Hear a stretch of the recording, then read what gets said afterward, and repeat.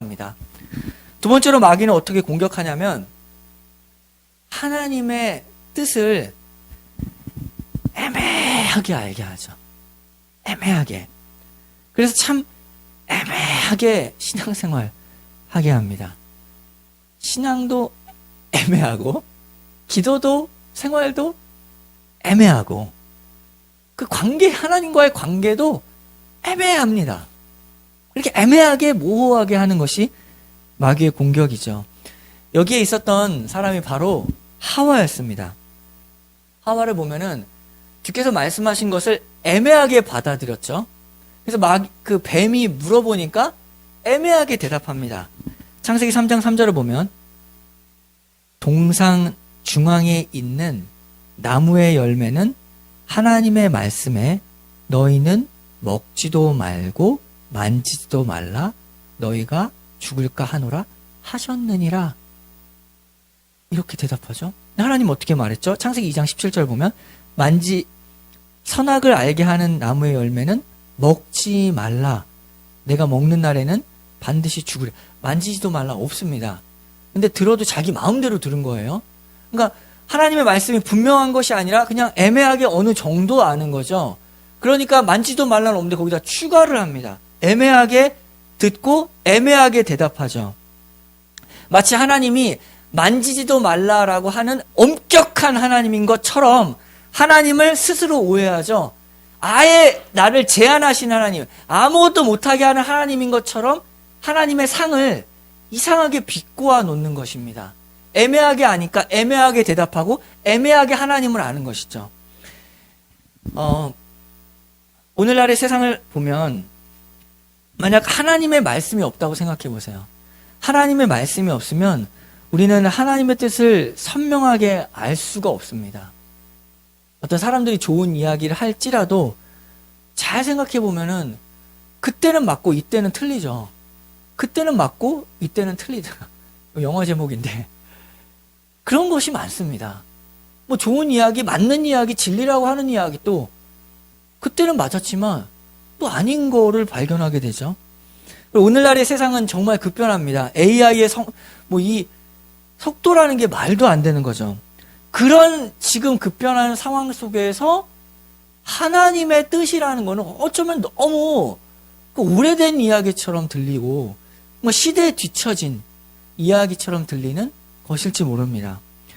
그리고 세상뿐만 아니라 우리 자신의 판단력이 어떤가. 죄는 비뚤어졌기 때문에 판단력도 비뚤어졌죠. 이게 맞다고 갔습니다. 근데 가보니까 틀린 거죠. 내가 이게 분명히 하다고 했는데 또 가보니까 아닌 것을 발견하게 됩니다.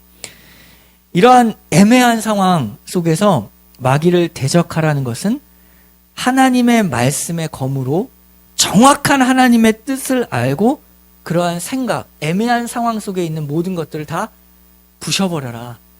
애매하지 않게 하나님의 뜻을 정확하게 그 말씀을 들고 서 있어라 라는 것이죠. 우리 교회에서 늘 기억하고 가장 중요했다고 하는 말씀이 바로 신명기 29장 29절입니다. 하나님의 뜻이 모호할 때마다 이 말씀을 보라라고 했죠.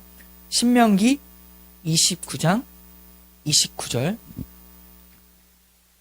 감추어진 일은 우리 하나님 여호와께 속하였거니와 나타난 일은 영원히 우리와 우리 자손에게 속하였나니 이는 우리에게 이 율법의 모든 말씀을 행하게 하심이니라. 하나님의 뜻은 두 가지가 있습니다. 감추어진 일이 있죠. 그건 뭐냐면 모릅니다. 하나님만 아는 것이죠. 사람의 지식은 제한적입니다. 미래를 알 수가 없죠. 내가 언제 죽을지 모릅니다. 그게 현실입니다. 당장 내일도 알 수가 없습니다. 이 모든 것들 맞습니다. 모릅니다. 우리는 애매한 것들이 있죠. 그것은 하나님께 속해 있습니다. 미래? 앞으로 어떻게 될지, 무슨 일이 일어날지, 어떻게 먹고 살지 우리가 미래를 알 수가 없습니다. 맞습니다. 그것은 하나님께 속하였다라고 분명히 말씀 그대로 선포합니다. 그런데 하나님의 말씀으로 하나님의 뜻이 나타났고 말씀이 주어졌죠. 나타난 일이 있다. 하나님의 말씀이 주어졌다. 그 나타난 일은 우리가 안다. 성경에 기록된 모든 하나님의 말씀은 우리에게 속했고 지금 어떻게 살아야 하는지, 어떤 말씀을 들어야 하는지 그 계명을 지키는 것이 우리에게 속하 있다. 그것이 하나님의 뜻이다. 분명한 하나님의 뜻이 여기 말씀에 있다라고 분명히 주어졌습니다. 주께서는 우리를 불쌍히 여겨셔서 이렇게 애매하고 스스로 판단할 수 없고 어떻게 할 바를 모르는 우리에게 그 말씀을 보내서 우리를 구원하셨죠.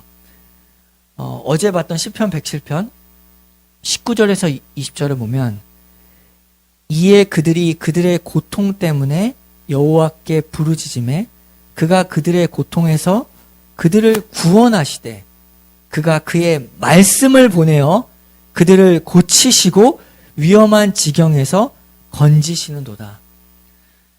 어렵고 힘들고 고통 가운데 정말 어떻게 해야 될지 첩첩산중이고 어떻게 해야 될지 나 자신도 모르고 세상 얘기를 들었지만 저것도 답이 아니고 라는 현실 속에서 주께서 말씀을 보내어 우리를 구원하셨다. 우리를 고치신다. 라는 것이죠. 이 성령의 말씀이 우리에게 주어졌고 그 말씀을 붙잡아라. 그 말씀 그대로 명확하게 말씀에 주어진 대로 살아라 하는 것이 주의 뜻입니다. 이것이 하나님의 뜻이죠. 마귀는 매일같이 우리에게 불화살을 쏘아댑니다. 그 화살을 내리지 않게 할 수 있는 힘은 없죠. 화살은 언제나 내립니다. 언제나 그 화살을 내리지 못하게 할 방법이 없죠. 사람들 만나고 또 얘기해 보십시오. 그 마음에 불을 일으키는 말들 하죠. 자랑하고 또 그 자랑하는 말 가운데 또 어떤 애는 시기하고 또 은근히 티 안 나게 자랑하고 자랑하고 싶은 거 있으면 노래도 있는데 기껏 그런 자랑 속에서 세상의 답이 뭐죠? 부러우면 지는 거다 이런 겁니다. 부러우면 지는 거다 이런 말들을 하는데 성경은 뭐라고 말하냐면 그렇게 부러우면 지는 거다. 서로 그것도 대답이 안 됩니다. 결국은 또 부러워하고 그러니까 그런 장기하가 생각이 나서 갑자기 그런 것들이 있지만 다 그냥 답이 안 되죠. 근데 하나님의 자녀는 무엇으로 살아가냐면 하나님의 말씀이 있다. 하나님의 말씀이 내게 생명이다. 참된 평안이 여기에 있다. 소망이 여기에 있다. 라고 선포하는 사람들. 이것이 하나님의 자녀다. 라고 말씀하십니다. 요한복음 1장을 보면 태초에 말씀이 계시니라. 이 말씀이 하나님과 함께 계셨으니 이 말씀은 곧 하나님이시라. 그가 태초에 하나님과 함께 계셨고 만물이 그로 말미암아 지은 바 되었으니 지은 것이 하나도 그가 없이는 된 것이 없느니라. 그 안에 생명이 있었으니 이 생명은 사람들의 빛이라. 어둠 가운데 있고 그리고 우리를 끊임없이 애매하게 하는 말들이 그 불화살이 매일 쏟아집니다.